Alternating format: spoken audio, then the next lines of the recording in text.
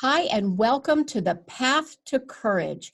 My name is Diane Hayworth. I'm a heart-centered success coach, a speaker, an author, and the founder of the Be Love Principles. And before I introduce my friends today, I want to give you a little understanding of what we're doing here. These are two of my beautiful friends who I love, adore. You'll see why I just love their hearts when you hear them speak. But because we're friends and we speak about things, this idea of courage and what it takes not only to have courage if you're a first responder or a policeman or you're on the front lines in the medical field, but what does it take to find the courage to live through daily challenges that we all face? What does it take and how do you find the courage to greet a health diagnosis for yourself or your family? What does it take to change careers when none of your friends or family agree with what you're doing? What does it take to find the courage to leave an abusive relationship or make any kind of change in your life? To me, that was just really interesting. How do everyday people just like us find courage to do the things we want to do and just to meet the challenges of everyday life? So that's what we're inviting you into today. It's just a conversation with three friends. So let me introduce you. First, I want to welcome my beautiful friend, Linda Connors. Hi, Linda. She comes Hello. to us. She's Australian, but she is in Glastonbury right now. So tell us a little bit about you. Hi, Diane, and hi, Heather. I'm a coach and a poet. I work with people to help them tap into the untamed and the wild part of them that's hidden quite deep within. And I live in beautiful Glastonbury in the UK, where lots of myths have been created. King Arthur, Merlin. It's a really magical place. And lots of myths about courage, I would assume. Yes, absolutely. Yes. Yeah, speaking about myths, I'm in Virginia, right outside of Washington, D.C. Lots of myths and courage around here, too. So at any time. So let's go to the other side of the country. Hi, Heather. How are you? This is my beautiful friend, our beautiful friend. Heather, tell us a little bit about you and what you do. Hello, Diane and Linda, my dear friends. It's so nice to be here. So I'm a leadership coach, certified through the ICF. And my focus in my work is in the area of self-revelation. And what I mean is self-awareness and self-regulation, as in stepping into greater levels of personal leadership. So that's my big focus. I do that in lots of ways through emotional intelligence and personal growth and leadership development programs. And I'm just thrilled to be here. I mean, the subject matter and what we're talking about here, there isn't an area of personal or professional life that this doesn't touch. So I'm thrilled to be here today. Yeah. It just occurs to me that what you do, what all of us do, actually also leads to personal revolution. It really does, a rebelling of what we used to do to choose something else. I will tell you that all of us have been involved in masterminds. We all work with the Enneagram. So we have lots of things in common, but I love the idea that we're not only in different parts of the world, we're in different stages of life development, and we all bring a unique perspective to this topic. So let's talk about courage. What is courage? Heather, when somebody asks you what is courage, what does that bring up for you? For me, it's very simple. It's a decision. Courage is a choice, and it's often one I've found in my own life that you have to make over and over again, even in the same little situation. Just keep choosing to behave in a certain way, hold a certain mindset, practice a certain level of how you want to show up in that situation, and it's a choice. What about you, Linda? What do you think about when you think about the idea of courage, especially in the magical land where you are? What does that bring up for you? A couple of years ago, I started going through early menopause, and my life really changed. And the gift of that was I felt this new energy coming through. And that energy is what I call the she-wolf. And that she-wolf that dwells within has such a beautiful presence. And it's this call to courage. When I'm afraid to say something, or when I'm uncomfortable about saying something, I tap in to that energy of the she-wolf.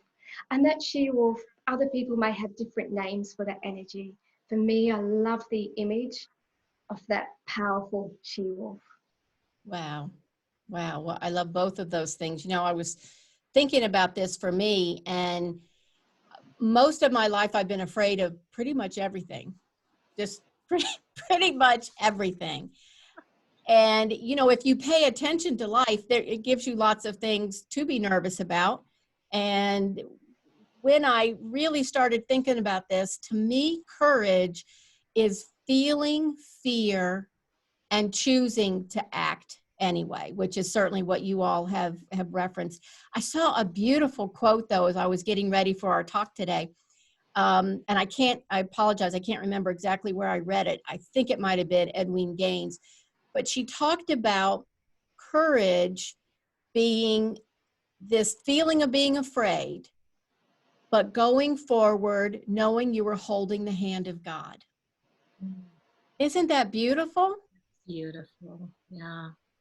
Just doing something that, to me, something that's frightful, making a choice, knowing I'm afraid, facing that fear, but just feeling that I'll be held by something, no matter how it turns out, right? I will be held by something greater than myself. Yeah, to me, that makes it easier. Now, I say that, but like you said, Heather, it's really a choice moment by moment, isn't it? Yeah, it really is. I mean, that's my experience. And sometimes that choice feels a little closer and easier to hold on to. And other times it is a real deep conscious effort to really grasp for it and say, okay, you know, I'm pulling all the strength I have that I can muster. And then I'm asking for that higher power to help me. And I love, Linda, what you said about there being an image of the she-wolf that helps you embody this courage. Now, how is that just something that you resonated with? How did that come to you? Yeah, it just came to me through some poetry. I just woke up one morning and wrote a piece called The She-Wolf. And I just thought, oh my goodness, this is the energy that dwells within, that on one level has no name,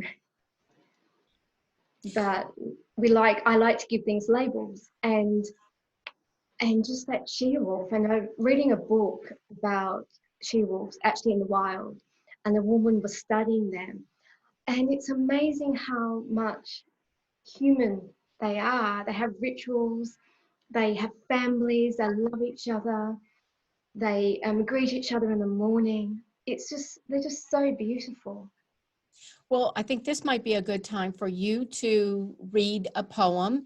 As she mentioned, Linda's a beautiful poet, and this particular one talks about nature and courage. So I would invite everybody, if you're interested, you can shut your eyes and just let this wash over you. Thank you, Diane. Mm-hmm. The divine beauty has been etched in my soul. Footprints of love enticing me to dance upon the sand of eternity, where the breeze breathes her grace upon this ancient temple, built upon the fabric of thousands of sun that became time itself. And as the dust fell upon the altar of life, the divine seed planted her beauty. And to appreciate the beauty that has been blessed before me, I must also have the courage to witness the beauty that is in my heart, for the divine beauty has been etched in my soul. Hmm. Can you read that last line again about courage?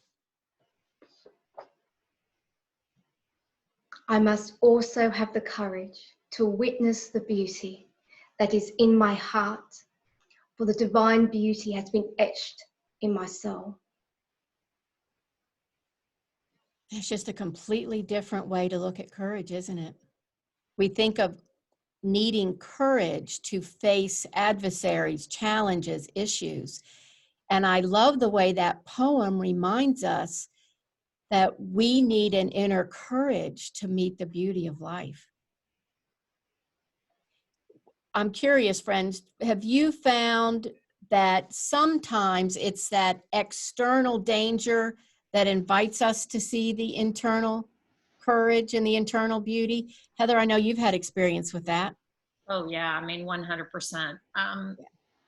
In my experience, it's almost always been some sort of invitation, let's say, that's happening in my environment, a situation, a circumstance, a diagnosis, some sort of crisis is the invitation to start to dig deep and to start to realize, wow, I mean, if I am going to survive this, whatever this is, I'm going to need some additional resources. And all I really have is me. I can pull together friends and outside things, but at the end of it, it's really my relationship with myself and how strong that is in the inner environment, and whatever practice I have for reaching into the real depth of who I am, not just our regular ego focused strengths, and there are many, but something greater than that, that's really about your higher self, that divine connection that gives you true strength and faith to keep going when it gets really hard. I just love the way you put it, Linda, that courage to look into your own heart. I never thought of it as courage before, but it really is. I know one of the things that we had talked about in getting ready for this is to remember a time when we saw someone exhibit courage that might have surprised us or we noticed. Linda, was there any examples that you thought of where somebody really exhibited courage, and how did that affect you? I'm going to go back in history. Is that okay? Yeah. I remember quite a few years ago when I was doing a foundation year in psychology, and I was doing an assignment, and I started reading about Rosa Parks. And even just thinking about it now, her courage to stand up and say no, I'm just getting goosebumps, Me too. and she had no idea what the outcome of that would have been. And as a woman as well, it's just so powerful. And as I've been thinking about our time here together, her story has really inspired me of Wow. what I can achieve. So My presence in the world, even though I'm afraid to show up, my goodness, her story, I feel, is like behind me as a woman. And if she went through that at that time, is such a beautiful story of courage. So let me ask you, you were in Australia or the UK when you came across that story? In the UK, in London. So were you familiar with that kind and that level of racism, or was that new to you as well? I've heard about it at that stage, not really. I grew up in Tasmania, which we didn't have at that time many immigrants. So it was something that was quite new in a way. So this action by a woman you never met in a country you didn't know anything about, even in a situation that you weren't familiar with, there was at the time. Yeah. There was something about it that had stirred in you so deeply that it is still affecting you today. Yes. I love the idea that no matter what we do in whatever time, there are these ripple effects of love that continue for generations. because everybody you coach and teach and everybody who hears this is going to be affected. I've got goosebumps too. Heather, what about you? When you were thinking about someone or some situation where you saw courage, what was that and how did it affect you?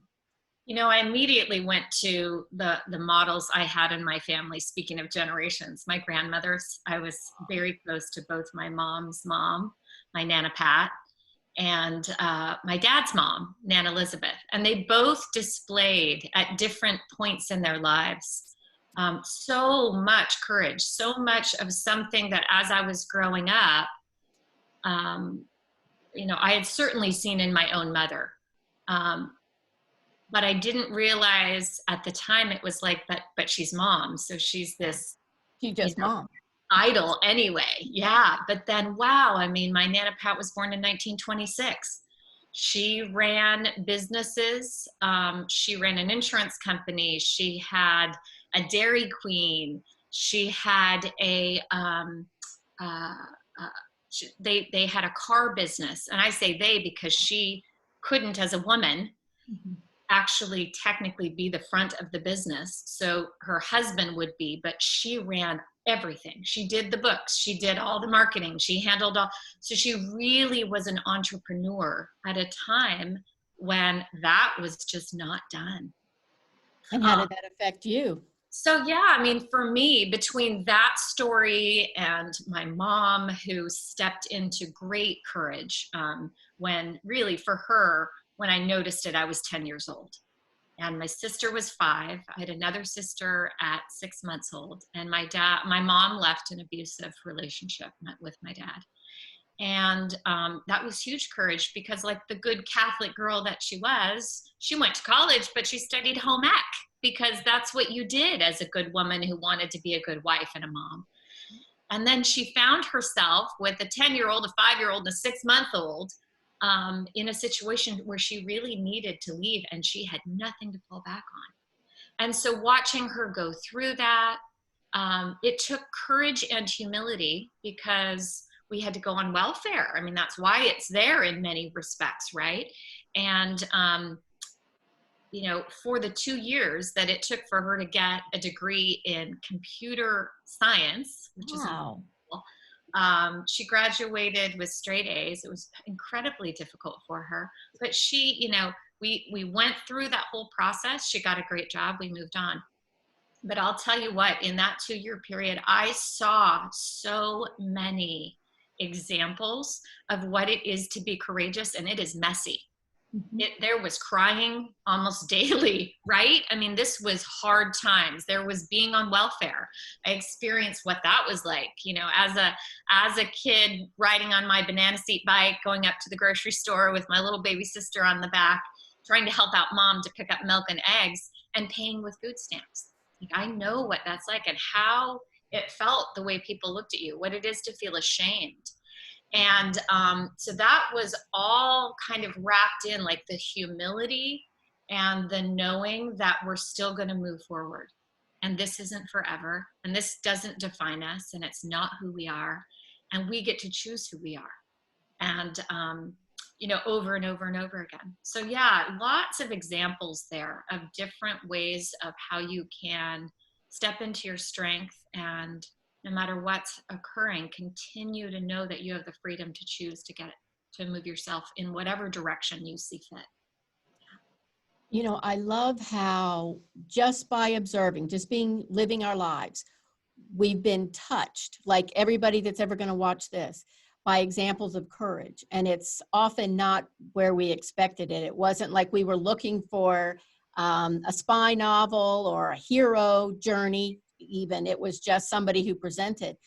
For me, there was a beautiful woman. She's passed now. Her name was Dorcas Pearson, and she was the mother of one of my best friends growing up, Debbie. And Debbie and I met in kindergarten. We went all through school together. We actually had our daughters within a month of each other. That's how like together we were. And the year we were 48, Debbie died. She had leukemia when we were about 30, but she not only, and I mean, they thought she would live 2 weeks, but nobody told Debbie what to do, by the way. So she not only lived, but she lived, had another child, but she got pneumonia and she passed. And I remember her, oh, I hope I can say it without crying. We were all devastated. Debbie there were hundreds and hundreds and hundreds of people at the funeral. Her family affected everybody. She just had a beautiful, wonderful spirit. And her mother was just this beaming light. And I could barely put 2 words together. I was so devastated. And I said to her, how can you take care of everybody? She was making sure everybody was taken care of. And she said, God has Debbie and God has me. Wow. And that that was like 15 years ago, and it still affects me. The level of faith that she had, that she could accept the worst thing that could ever happen and still have the courage to look in her own heart and know that there was something bigger at play. I don't think I'll ever forget that.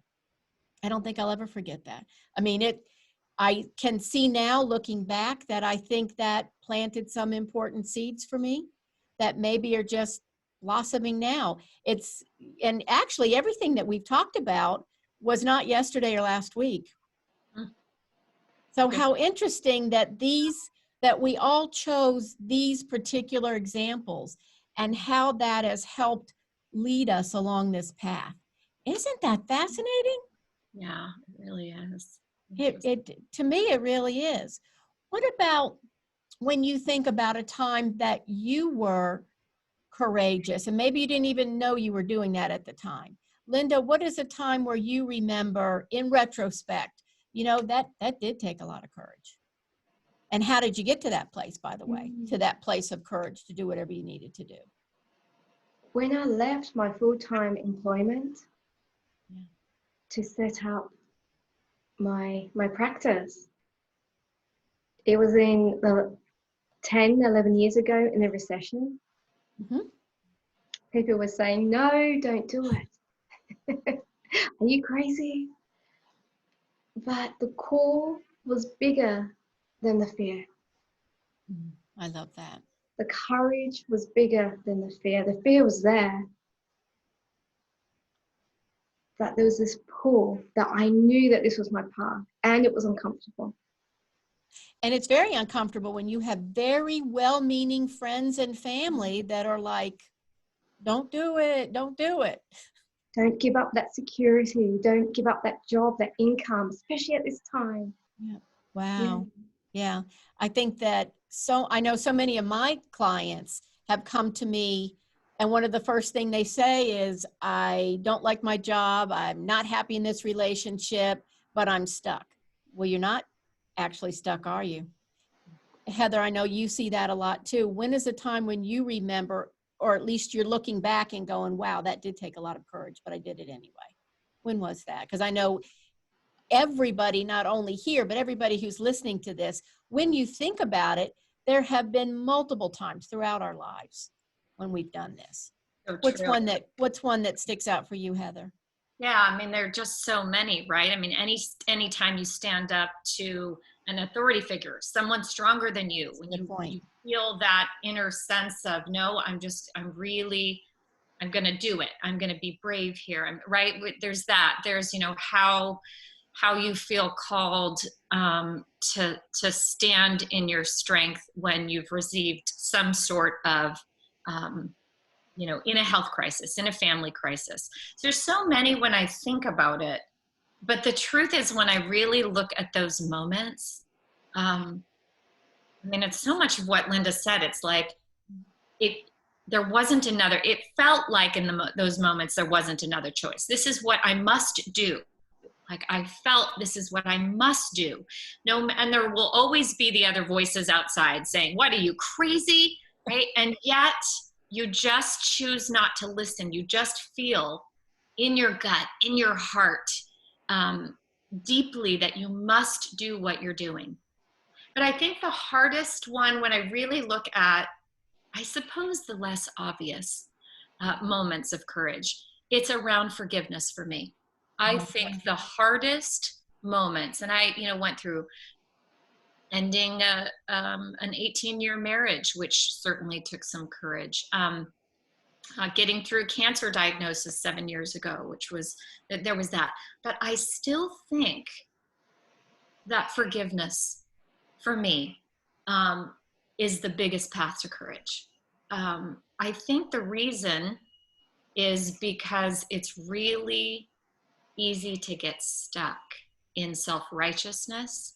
And I find that forgiveness requires that you basically stop relying on yourself, because you can't get there. I can't forgive the jerk. Just right. It's very clear this person's jerk. Who could miss it?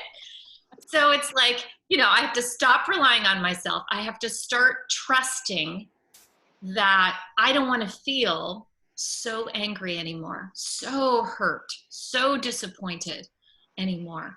And it requires great courage to surrender to the faith, the trust that there's something bigger going on here than maybe what meets my eye.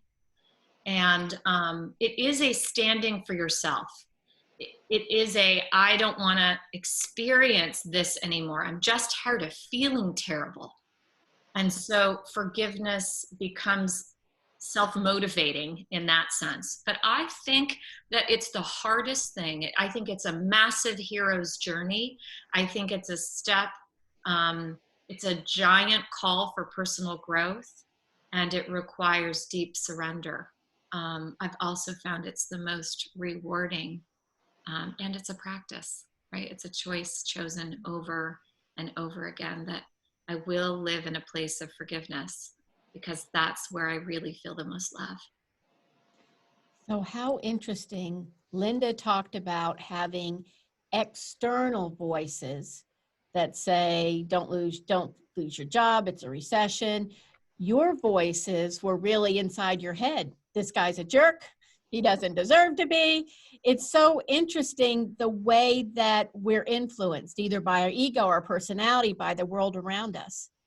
But what I'm hearing you both say is, when that desire is heart-centered, that changes things. Am I getting that right? Oh yeah, absolutely. That's what I would say as well. I've left an abusive relationship. I have left a wonderful paying job that was secure. And Linda, I don't know if the people in the UK are going to get this, but what my family was saying to me is, you have dental, you've got insurance, you can't leave this job. That's like, don't do that. But I did exactly what you all were talking about. There was a pull. And more recently, I've been, pulled is the right word, to change the focus of my work, because there is something inside that is bigger than anything out here, bigger than what I think of as security, bigger than anything. And on the outside, it looks like it's courage, but it is a choice to follow that pull and to trust that which is greater than myself, greater than me.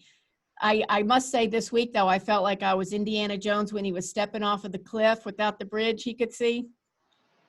And I was just like, okay, here we go. Here we go. Let me just take God's hand and let's go. But it's so invigorating, though, isn't it, to come from that heart space? Do you all find that? Yes, I think I was just thinking as you were talking about that, Diane, about how we've all made choices. And for me, if I hadn't made that choice to leave the security of a job, I would have been living an unlived life. There would have been a part of me that would not have the expression in the world, would not have breath in the world.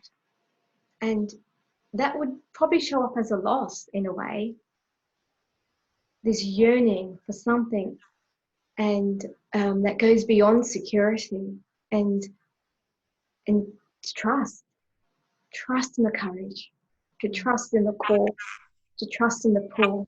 Yeah. You know, that phrase that you just shared that I've heard in other places, an unlived life. Now that's scary. Right? That's fear. That's Right? Yeah. that is terrifying to get to the end of your life and go, oh no, what if I had made another choice? Yeah. So in the time we have remaining, let's just share what helps us be more courageous or what helps us make the choice on this path to courage. So Linda, what is it for you? You get on the back of your she-wolf, and what else do you do? Sorry, and can you repeat that? The line went a bit funny. Yep.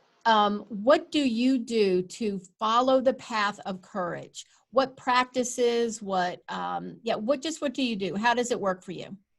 Okay, good. Now, I have to apologize. My cat Teddy opened the door, so he's lying in the sun snoring away. So I hope you Never cannot hear apologize for him Teddy. snoring. Never apologize for Teddy.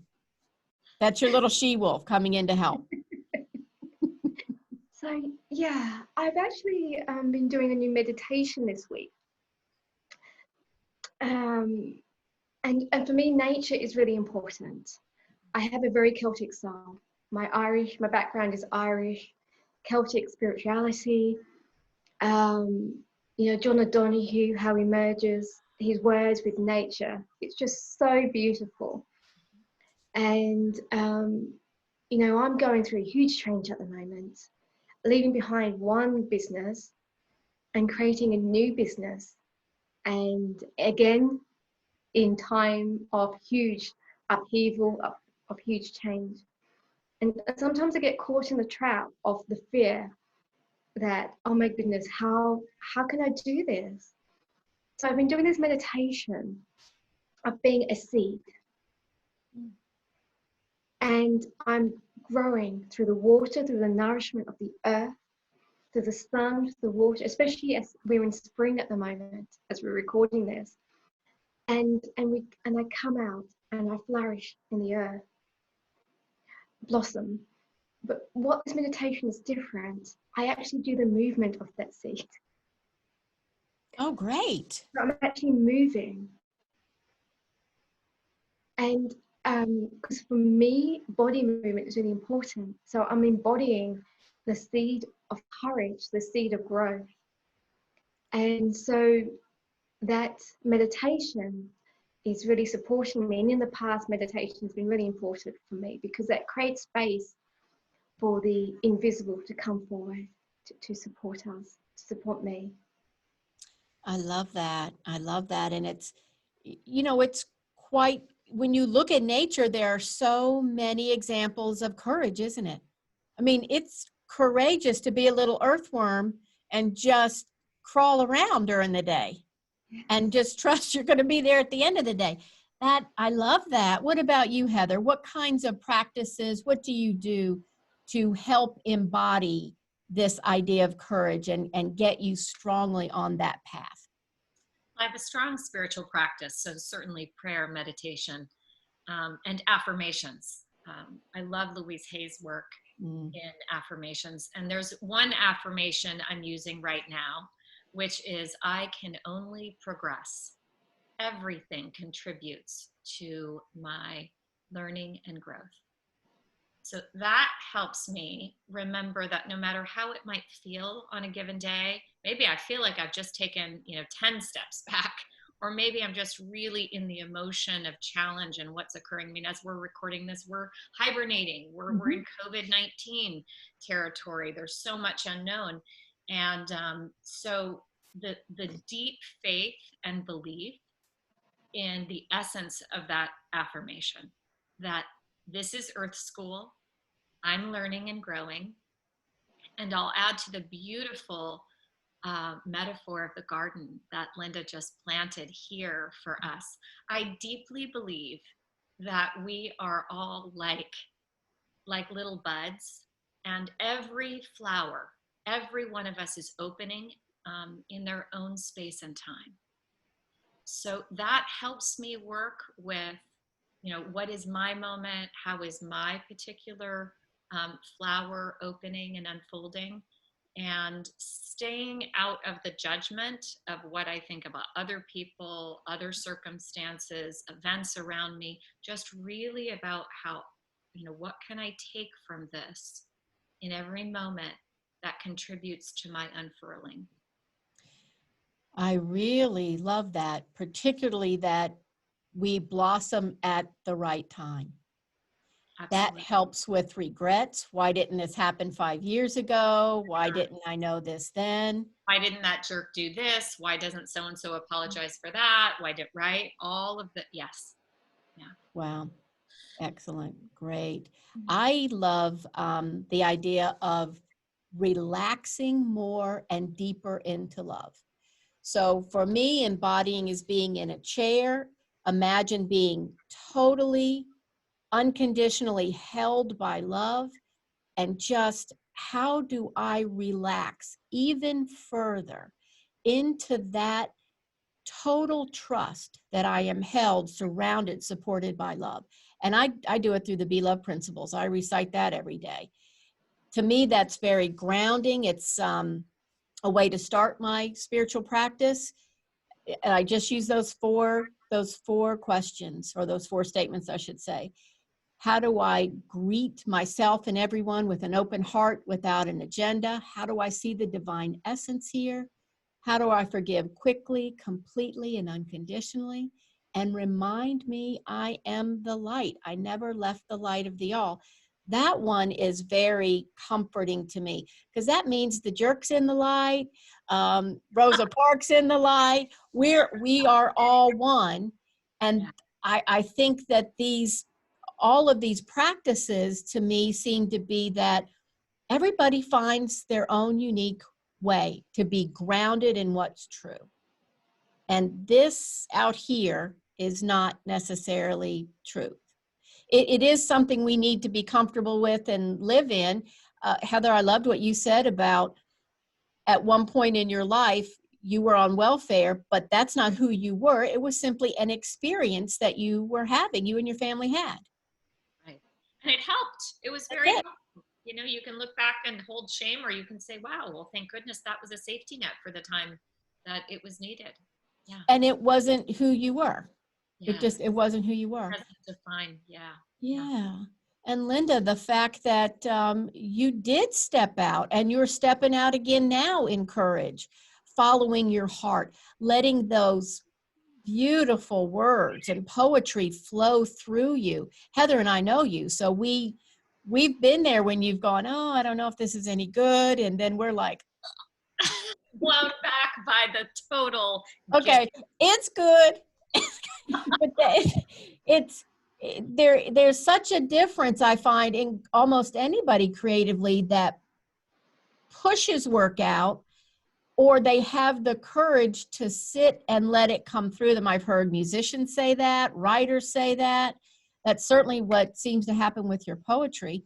So I guess one of the things that we're saying is everyone finds their way to connect and come from the place of courage within. Am I getting that right, ladies? Yes.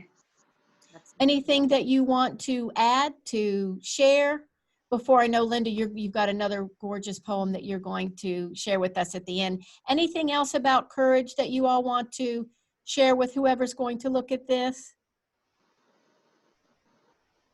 I guess I'll just mention we're going to offer some resources, and there's an 8-step process that came from the story of Gratitude for Jerks. It's 8 steps to a stronger you. So how do we get to courage? There's a plan, and I'll offer that for free as a download. And that will be in the section below this video. We'll all have those as well. Yeah, Diane, what are you offering to make sure everybody knows what's available? Meditation for using the Be Love principles. Excellent. To relax and renew. Which are so powerful to incorporate. And then Linda, you have an offering. Yes, a ebook of a collection of poetry of finding our way home through times of uncertainty. And how there's appropriate. Photos there from around Glastonbury, the tour, the Chalice Well. Yeah. Beautiful. Beautiful. So thank you so much, my friends, for joining us today. And Linda, could you finish us out, this broadcast out, with one of your poems?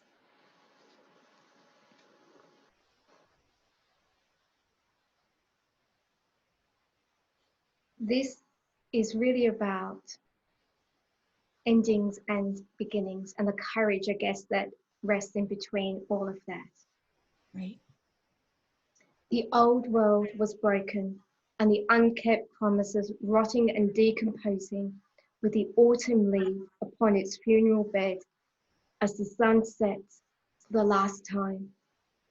A new world awaits, bare and empty, waiting for you to build the foundations crafted from love, heart, and courage, and the divine mind. Are you ready, dear one, to walk upon this new land, barefoot and empty-handed, ready to accept the gifts of curiosity, possibility, and imagination that is wild and free? The new world is waiting to hear your new song that speaks of the holy presence and the deep courage that dwells within.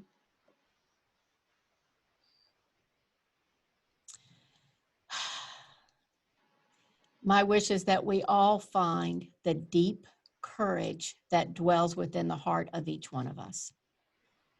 I'm Diane Hayworth. Thank you so much for being here. Thank you, Linda Connors. Thank you, Heather Evans. Thank you, everybody that has been with us. I hope you take advantage of those offers. We'll see you next time. Thank you for watching The Path to Courage.